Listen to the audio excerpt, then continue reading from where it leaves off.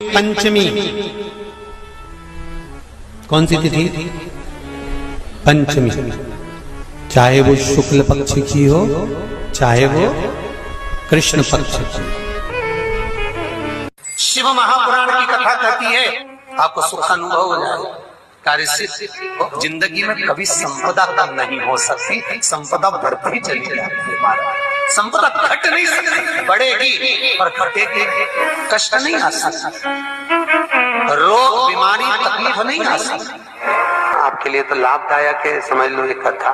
शास्त्र कहता है कि जिसके घर में संपदा की कमी हो, पैसा आ ही नहीं रहा हो, सब दूर उलझ गया हो, बहुत टेंशन चल रहा हो, पंचमी तिथि के दिन गन्ने का रस जानते हो? ईख का रस, गन्ने का रस तुलसी जी के क्यारे में हाथ में लेकर 7 बार अपना नाम और गोत्र बोलकर छोड़ दो। जिंदगी में 3 साल में तो करोड़पति बनकर बैठ जाओगे, कभी लक्ष्मी की कमी नहीं आ सकती। तैयारी में बैठे रहोगे कि फिर पंचमी तिथि आए। 3 मंत्रों का स्मरण शिव महापुराण में कहा गया। पहला ओम नमः शिवाय, दूसरा मार्कंडू जी के पुत्र मार्कंड के पुत्र मार्कंडे जी की उम्र थी मात्र 12 वर्ष जीवित रहने की, पर पिताजी ने कह दिया था कि तू शंकर का भजन कर, तू शिव का स्मरण कर। अगर तूने शंकर का भजन करा तो यह पक्का है कि अकाल मृत्यु वो मरे जो काम करे चंडाल का, काल उसका क्या बिगाड़े जो भक्त हो महाकाल का। काल का हरण करने वाला एक ही हो सकता है, वो महाकाल हो सकता है, उसके सिवा कोई नहीं। मार्कंडे जी से कहा तेरी उम्र 12 वर्ष की है, केवल 12 वर्ष।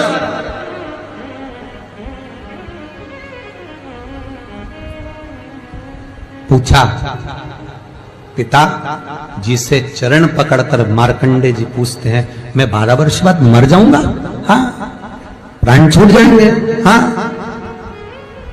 कथा सुनी थी पिताजी के मुख से कि यमराज आता है, पाड़े पर बैठकर गदा लेकर आता है, बड़ी बड़ी मूंछें हैं, काला स्वरूप है, मुकुट सोने का पहनता है, हीरे का, उसमें एक रतन लगा होता है, गले में भी स्वर्ण, उसमें हीरे जड़े होते हैं, काला विग्रह होता है यमराज का, और वो अपने दूतों के साथ आकर पास डालकर बांध कर ले जाता है। तो उस मार्कंडे को वो चरित्र याद। आज अंतिम दिन 12 वर्ष की वो घड़ी, वो पल, वो क्षण आ गया जब मार्कंडे जी के प्राण छूटना है। समय आ गया। मार्कंडे जी के पिता जी से कहा जाओ और जाकर आप शंकर की भक्ति में रम जाओ। पिताजी और माताजी भी लग गए, मार्कंडे जी भी लग गए। मार्कंडे जी को लेने के लिए यमदूत आ गए, डर गया। थोड़ी देर बाद यमदूत देखे कि शंकर का अनुमोदन कर रहा है, वापिस चले गए। यमराज आ गया, वही पाड़े पर बैठकर, वही भैंसे पर बैठकर, वही काला स्वरूप। डर लग गया 12 साल के बच्चे को। उसने शंकर का शिवलिंग पकड़ लिया, गले से लगा लिया, शंभो मुझे डर लग रहा है, शंकर मुझे भय लग रहा है। और तब तेज तेज महामृत्युंजय मंत्र को, वैदिक मंत्र को पुकारना प्रारंभ करा। जब 33 अक्षर के उस महामृत्युंजय मंत्र को पुकारा, शंकर सामने खड़ा हो गया। यमराज पीछे हट गया कि ये अब मेरा है, इसको तू नहीं मार सकता।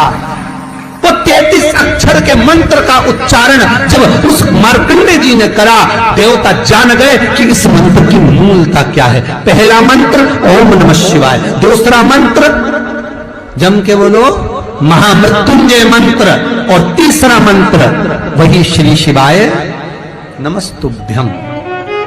ध्यान दीजिएगा, मंत्र के 3 क्रम है,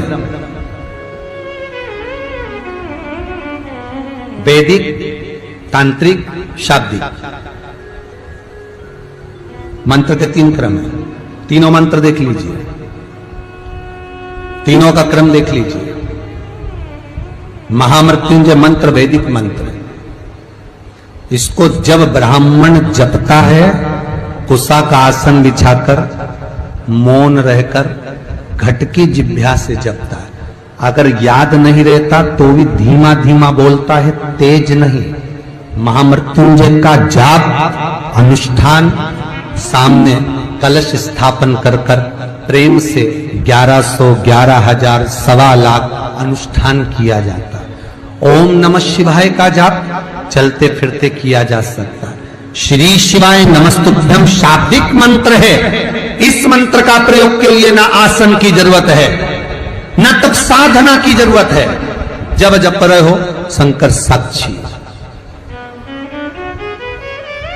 हाँ, कोई रोग आ गया, कोई बीमारी आ गई, कोई कष्ट आ गया, बहुत भारी आ गया, तो महामृत्युंजय का स्मरण शंकर की साक्षी में होना चाहिए।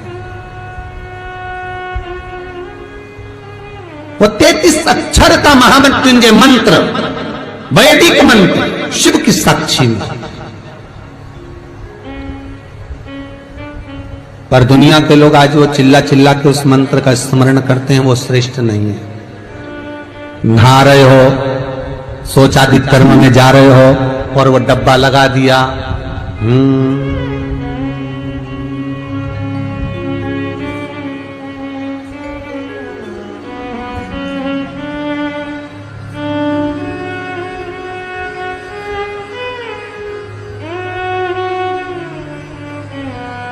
अब मंत्र चल रहा है, आप मन से बोलिए, बोलना आवाज नहीं आना चाहिए।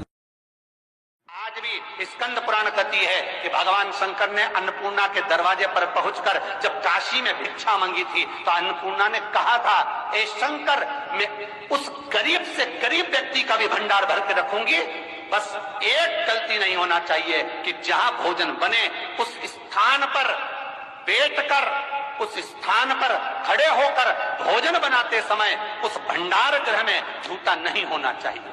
तो तुम्हें भर दूंगी भंडार।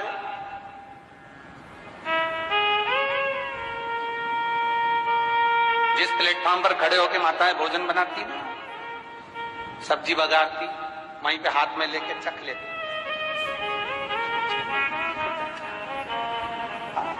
मई हरियो जगदम्बा, विचार तो करो। भले तुम भगवान को भोग नहीं लगा रही, पर पति तो परमेश्वर है। भले तुम भगवान को भोग नहीं लगा रही, पर पति तो परमेश्वर है। पति के लिए कहा परमेश्वर, मतलब भले भगवान की तुमने सेवा नहीं करी, भले अर्चना नहीं करी, भले पूजन नहीं करी, पर पति तो परमेश्वर है। सब में ही तो वही समाया है। घर में जो सास रहती है वो भी तो मां है, जो पिता रहता है वो भी तो बद्रीनारायण है। महाराज फिर क्यों चक्र?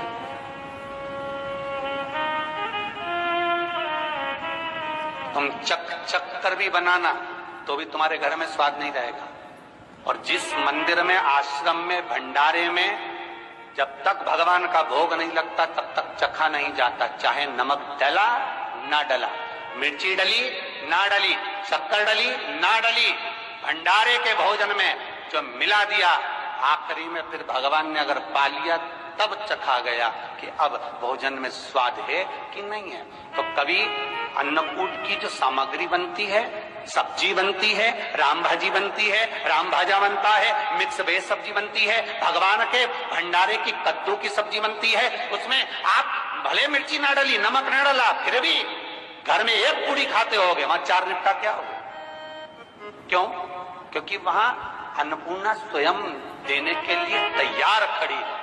और हमारे घर में तुम चक के बना रही, बेटे को दूध भी दे रही तो बोतल में से 2 बूंद टपका के पहले चक रही। बाहर चले जाओ, बाहर चख सकते हो, बाहर जा कर पाओ, फिर बच्चे के लिए दूध में शक्कर मिला लो। चाय बनाते हुए गैस के ऊपर चाय रखी है, मई उकल रही, मई से चाय की चन्नी से लेके फिर चख ली। कैसे आए रे अन्नपूर्णा, ये तो बताओ। लोग कहते हैं हमारे घर में सारा सुख है गुरुजी, पर शांति नहीं है। हमने शांति ना जाने चली गई क्योंकि किचन में किच भरा गई। शांति कहां से होगी?